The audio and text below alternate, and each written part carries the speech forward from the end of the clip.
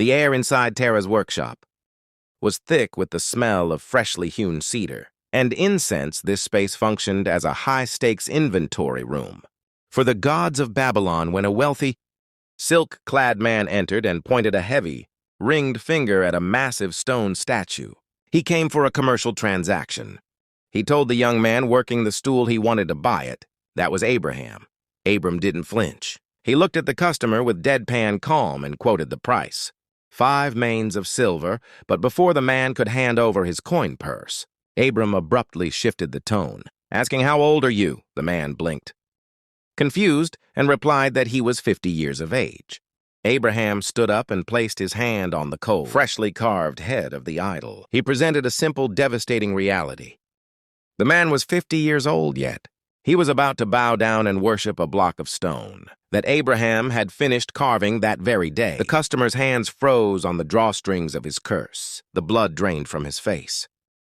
Faced with the sudden, undeniable absurdity of his own faith, the man abandoned the statue and rushed out into the crowded street. Abraham lost a sale, but he achieved something far more dangerous. With a single sentence, he had exposed a logical flaw in the man's worldview, forcing him to flee from the very object he believed would save him. To understand the stakes of that conversation, we have to look outside the workshop. This was ancient Babylon under the rule of King Nimrod. The state projected its power through fortified mud brick walls, but its actual grip on the populace relied on the city's religious industry. This was Abodah Zarah idolatry as a state-sponsored economic engine. In Mesopotamia, temples functioned as the central banks and the courts. Divine worship was the literal foundation of the empire's financial and political power.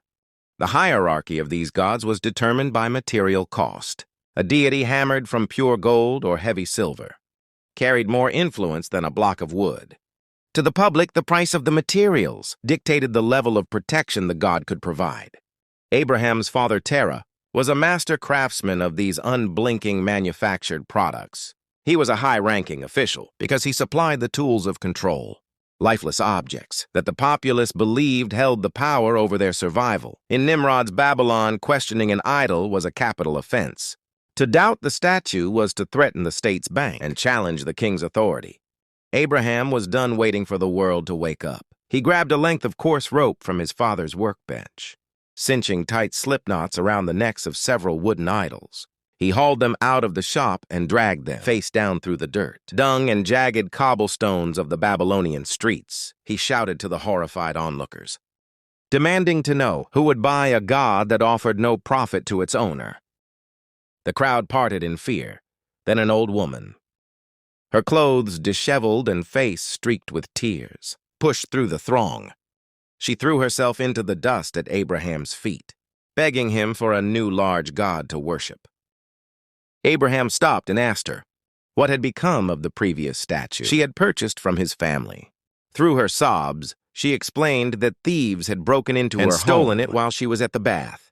Abraham knelt in the dust and asked a lethal, logical question: how can you pay homage to a god that cannot even save itself from petty street thieves? If it cannot protect its own existence, how can it protect yours? The reasoning took hold. According to the ancient legends, when the guards later recovered her stolen idol, she didn't put it back on its pedestal. She took a heavy river stone and smashed it to pieces, calling on others to serve the unseen creator instead. Abraham's logic was spreading. By dismantling the faith of the lower classes, he had become an immediate, existential threat to the stability of the crown. Terah, terrified that Nimrod's spies would execute the whole family for his son's treason, fled to the palace for a 7-day state festival. He left Abram alone in the house. With the entire inventory of household gods, Abram set his final plan in motion. He instructed his mother to prepare a massive, rich feast soon.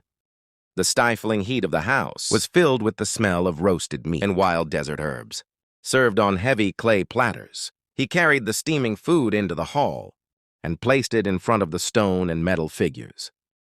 He mocked their inability to move, sarcastically offering more food to see if they would finally reach out and eat.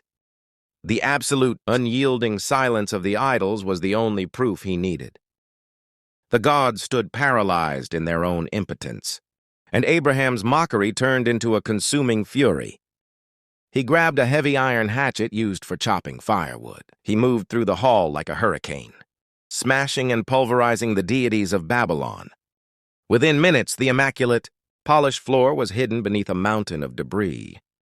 Splinters of cedar shards of limestone and twisted metal lay in heaps where the idols once stood. The room now looked like a slaughterhouse. Abram left only the largest idol standing. He wedged the iron hatchet into its stiff wooden hands, leaving it as the apparent victor amidst the wreckage of its peers. The destroyed room was a calculated setup.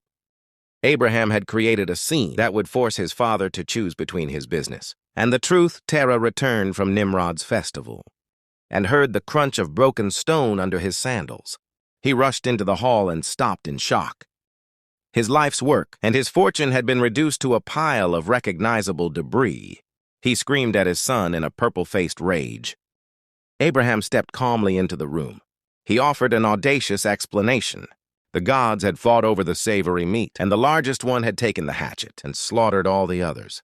Terah roared back at his son. "You speak lies. Do these gods have the power to do anything? You've said they are wood and stone, and I made them myself."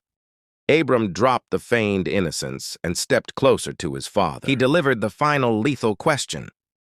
"If they have no power to do anything, why do you serve them?" Terah stumbled backward, paralyzed by his own admission. He had just confessed that his gods were nothing more than powerless blocks of wood. In a final act of absolute repudiation, Abraham grabbed the hatchet, split the final giant idol in two, and Terah hurried toward the royal palace to report his own son, choosing the safety of the king over the truth he had just admitted.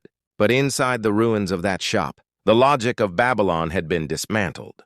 Abram left behind a father, standing in the wreckage of his own industry,